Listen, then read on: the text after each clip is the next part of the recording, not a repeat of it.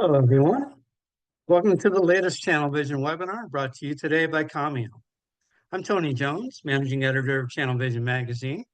Today, we'll examine how branded calling, the only option that's vetted, verified, and end-to-end secure, can restore customer trust and caller ID and help get calling stats back on track. Leading today's discussion is Michael Tyndall, co-founder and CTO at Commio, where he's led the product development and engineering team since 2009. Welcome, Michael. Thank you for being here today.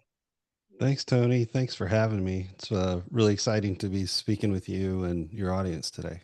Looking forward to it. Really appreciate it. Before we get too deep here, I've got some housekeeping announcements. We do welcome the audience's participation today, and we'll accept questions and comments, which we'll address at the end of Michael's presentation.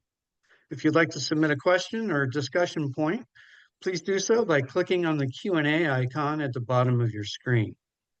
Also, after today's webinar, we'll have a drawing for an Amazon gift card for those who stick around throughout the Q&A. With that, I'll hand things over to Michael so we can get started. Michael? Thanks, Tony. Yeah, first, just want to sort of set the table for what we're going to be talking about today. Some folks may be familiar with this topic already. Some may be hearing it for the very first time. So I'm going to try to format it in a way that's consumable for both, ends of that spectrum. First thing we're going to talk about is the status of current consumer trust and identity fraud levels as it exists in the telephone systems and receiving phone calls. Then I'm going to talk about the limitations with current technology issues, limitations with existing caller ID technologies. And then we'll talk about how signature calling is different and how we solve for these problems. Then we'll talk a little bit about identity vetting and verification in terms of the onboarding process, about how you might come online with a technology like signature calling and the benefits to your business. And then finally, really showing you how we build customer trust and what they see with this type of technology. Then we'll give you a little bit of information about how to get started if this is something that you're interested in. So first, identity fraud is a huge problem. This is not a new statement. We've all gotten calls that we don't know what they are. Maybe we did think they knew what they were, but we answered the phone and it ended up not being what was presented. Here's some stats from just last year alone. There was $3 billion lost by American citizens due to scams and impersonation in the industry. Over 100 billion in enterprise revenue lost due to fraud just last year. And then 80% of global enterprises have experienced some sort of identity related incident, whether that be a fraudster using your phone number and tricking a customer into thinking it's you or your brand or your customer's brand. And it results in about $120,000 of annual lost revenue just on the SMB side. So this is a big problem, not only for the industry, but also for American businesses as a total. Well, what does that do, right? Consumers do not trust phone calls anymore. There's some stats on here. I agree with some of them. 70% have missed or ignored. I don't like that one. I'm going to go to the second one first. 85% of people rarely or never trust the caller ID from an unrecognized number. For myself, it's 100%. Okay. And because of that, we often miss calls that we actually want, whether it be a tradesperson, somebody we've set an appointment with, but don't have a regular relationship with, so we don't have them saved in our contacts. As a result, 70% of folks have missed a call that they actually wanted because they don't trust the caller ID. 69% say that their perception of brands associated with spam or spam labels has been a deficit of 69% of folks have said we don't trust those brands anymore. And there's some big examples in the industry. I won't name names, but there's some very popular technical support lines that have been affected by this, uh, and it goes on and on from there. And 66% say they wouldn't even answer a call if caller ID wasn't present. Most people just don't trust it's accurate. Many times it's just city state. Now, we have had caller ID for the better part of 30 plus years. You know, what are the limitations, right?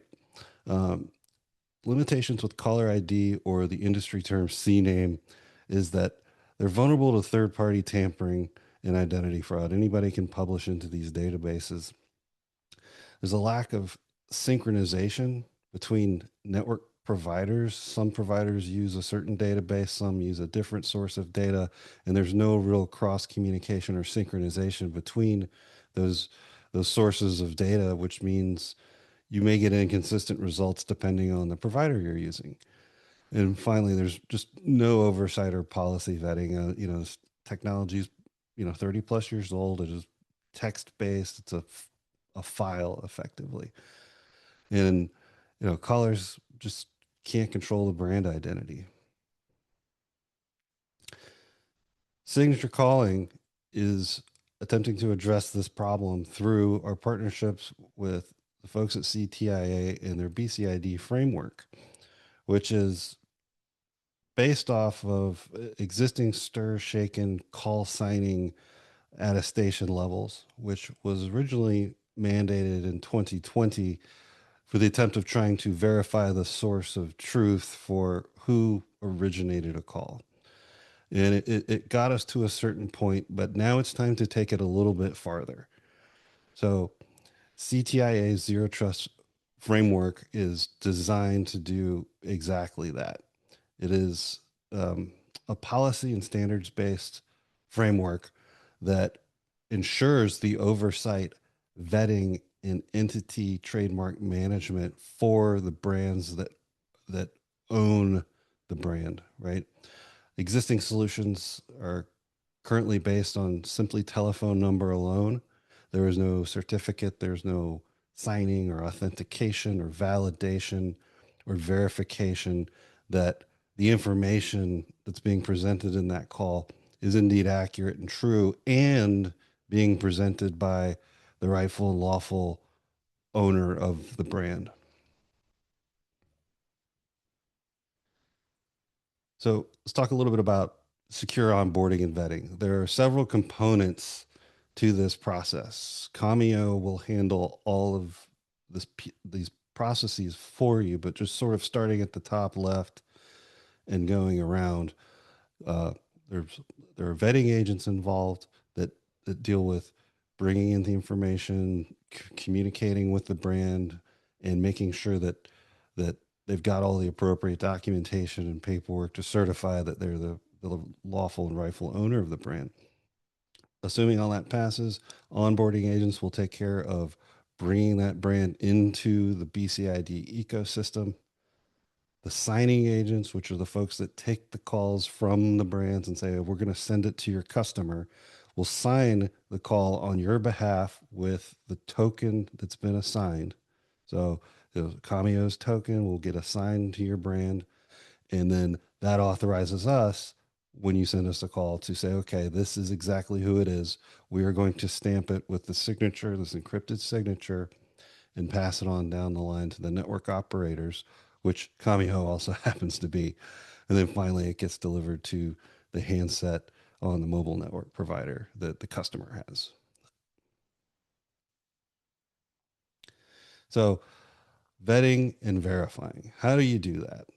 There's a multi step kind of know your customer KYC process that happens here that starts with the submission of a form or paperwork that documents the legal identity of the business, legal names, EINs, filing numbers.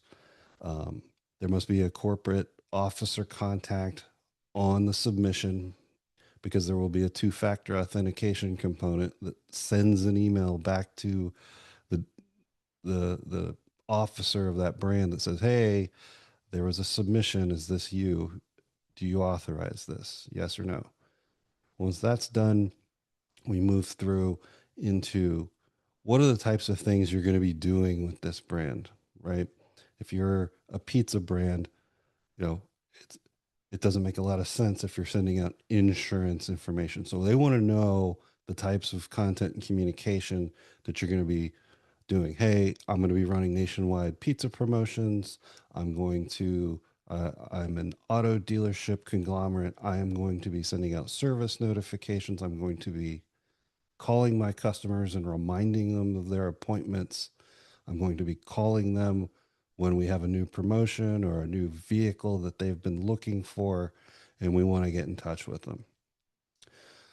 Also, providing consent documentation and information in the form of screenshots and things like that say, hey, this is how our customers elect to hear from us, and they have in fact elected to hear from us. And then the type, how are you going to be delivering the calls? Is it going to be a person doing it? Are you going to be auto dialing it? Is it a pre-recorded message, or is it a human? And then verification that the adherence is there to the TCPA and the Truth and Caller ID uh, rules and laws in the United States. Then you'll register the sets of numbers that you're going to associate to the brand and to the Commio signature ID, signature calling ID token. So it says, here's the numbers you're allowed to use. Here's the brand you're allowed to use. Here's the reasons. Here's the type of content. And then finally, your visual brand information, your logo. Um, there's some formats there that are accepted. And there's an optional reason for calling that you can also publish. So you may choose to stop at just logo and name. You may say, no, I want to be able to also say, this is the service department, or this is your delivery driver. This is whatever the reason is. You can also optionally present that as well. And then, of course, with all communications, no PII or shaft content, which, sex, hate, alcohol, firearms, and tobacco, none of that stuff. So, what are the benefits, right? There have been logo presentation services in the market for quite some time that are tied to the phone number. Again, going back to the phone number as the source of identity, which is sort of weird to me because phone numbers are ephemeral. You can buy them, disconnect them, change them. Somebody could spoof it. So simply having a phone number enough is not enough to guarantee the authenticity of the brand, which is where the signing authentication component for signature calling comes in. It's independently vetted and verified. So as I mentioned in the previous couple of graphics, where there's a process, like a vetting process that the brands would go through, and it's end to end securely encrypted and signed. That's the part, we will handle that for you once you get through the vetting and verification process. And this is a really cool benefit that is not present at all with caller ID today, is you get confirmed call delivery data back. So when you get your bill or your reconciliation report, you will see, okay, I sent X amount of calls. I asked for X amount of calls to be branded, but due to, let's say, handset limitations of the consumer, maybe they have an old phone, software upgrade, issues. They didn't upgrade their software, so they don't support it. They can't receive it. Maybe they just get the name. You will get detailed information back that says, here's what was presented. We were able to do the full brand presentation, or we were only able to do these things. And you will be able to use that data to pull back in to your your OSS, BSS systems, CRMs that say, I'm tracking this branded campaign. What are the success and fail rates versus, say, my non-branded or my previous solution? So there's a lot of value there to the business to track customer engagement rates as it relates to whether or not your call was a securely branded and authenticated call or not. And there's cross network reach. So all of the major wireless providers are participating in this.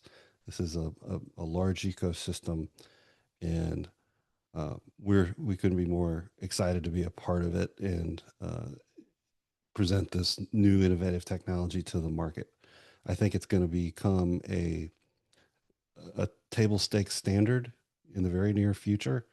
And I think we'll see that as this technology becomes more widely adopted.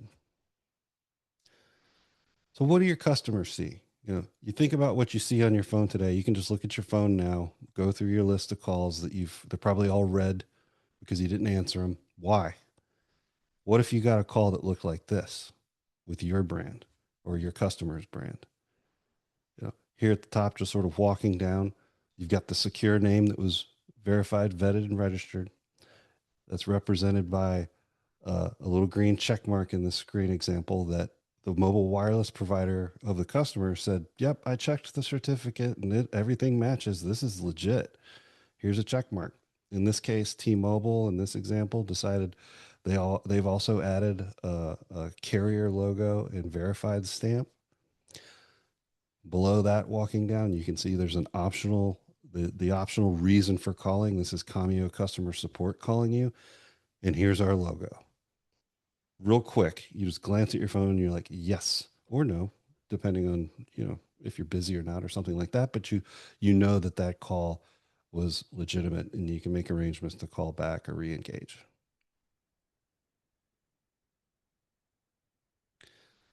So if you're interested to learn more about this or participate in the launch program, you can visit us here at this URL, and one of our service representatives will be happy to talk to you, give you more information, talk to you about the process for signing up, or just go ahead and get your registration process started.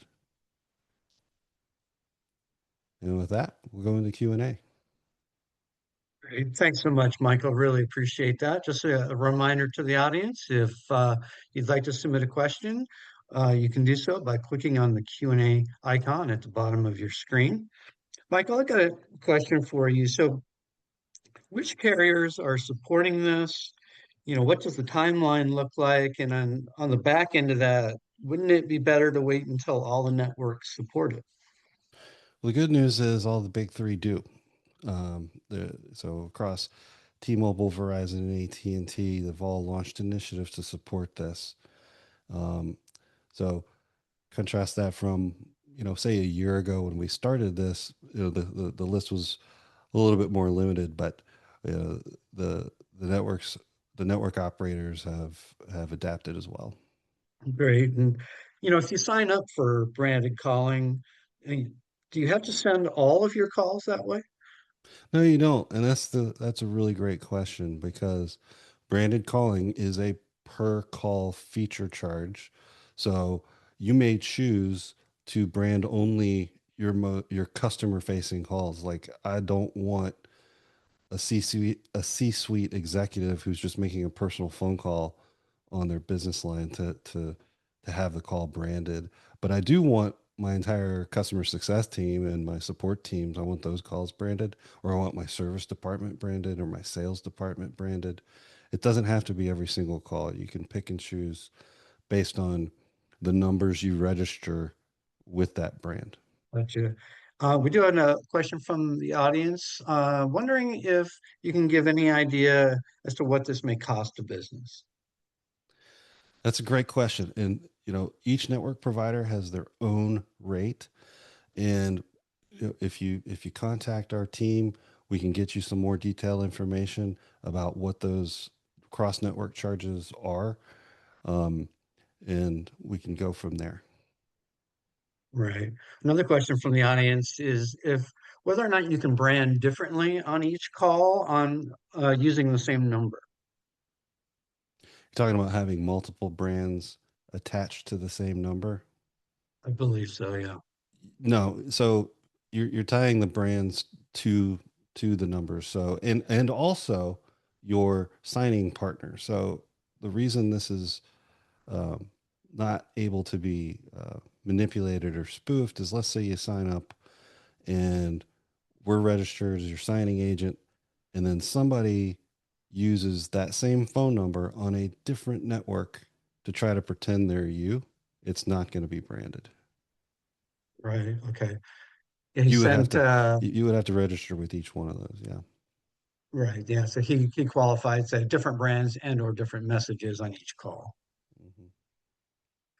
You can have different messages in terms of the reason for calling on each call, as long as those have been registered with that brand. You can always add or remove those reasons, but you can't just ad hoc decide I'm going to put Mark Smith in there. Like that would have to be attached to the registered profile. Right. Another audience question: how effective is stir shake and authentication protocols in making sure that branded calling isn't can't be spoofed by fraudsters? Yeah, sort of going back to that vetting and registration process. Once you've passed the vetting process, you're then registered to the signing certificate of your signing partner, in this case, Commio. So somebody else couldn't just sign the call with their certificate. CTI, it's going to get authenticated by the mobile network provider. They're going to see that the certificate does not match, and they're going to say, nope, we're not letting you do that.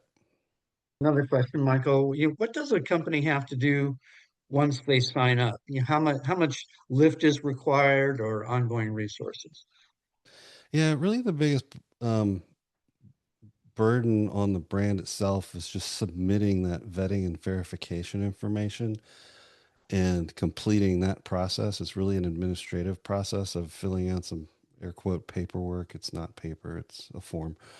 Um, and then following up with some of the questions that come back. Hey, was this you? Do you verify? Do you authorize this? You know, double check all this. Once that piece is done, the rest of the responsibility falls on us to manage the workflow of that process, and we'll Okay. provide regular timeline updates in that because there are multiple steps in sort of the onboarding piece that really the consumer, the customer in this case doesn't have to deal with, but it's just part of the ecosystem. Another question from the audience. Do they block the call from completing if the spoofed calling number is not registered, or can the call complete without messaging? They're not going to deliver the call if it's a spoofed, say you use a fraudulent or a certificate not registered to the brand. Um, they're not going to take that call. That call is going to fall on the ground. Do companies have to pay for calls that can't be delivered as branded? No. So you only pay for the delivery of the brand. Now, that is separate from whether or not the customer or the consumer chooses to answer the call. But if the brand assets were delivered, that's why that reconciliation report that I talked about is so powerful, is because you can audit and say what was delivered, what was not, and you can see what you're paying for and the things that you're not paying for, because if it's not delivered, you don't get charged for it. Very good. And who determines the call purpose, or how does that work? Can you change it? Yeah. So the calling party can, determine of the registered reasons for calling which one they want to use. Um, Now, in some situations, there may be a sophistication level that's not there to be able to do that, and Commio can assist with that. Um, One of the strategies would be to just simply use a different phone number for each reason. There's a lot of different ways to solve for that that make it easier uh, for for the calling party, and there are way more sophisticated ways to solve that. Very good. Another question from the audience: with the new Apple call screening tools, do these calls get delivered to the handset with the branding, or do they get screened? They get delivered with the branding. We've tested this extensively. One of the initial limitations when this first came out was with Apple specifically, it wouldn't deliver on the lock screen, which is not helpful. Now, with the latest iOS updates, it gets delivered on the lock screen. Same thing with Android, which is really powerful to see. That's great.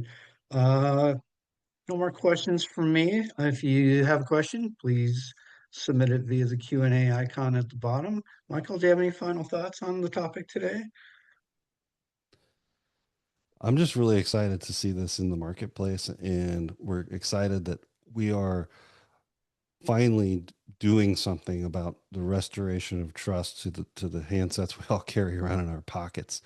Um, so I think this is going to be an extremely powerful technology for brands and businesses, and I think that you're going to see a huge uptick in customer engagement rates and conversion rates as a result of it.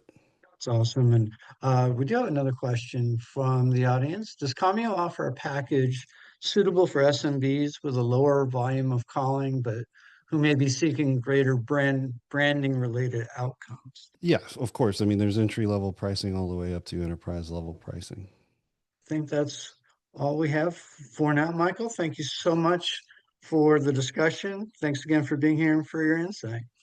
Great. Thank you for the time. Thanks for having me. And we look forward to following up on this and similar topics in Channel Vision articles and CVX Expo education sessions moving forward. We'll conduct the drawing for the Amazon gift card after we sign off and announce the winner, plus a little wrap up of today's presentation on LinkedIn.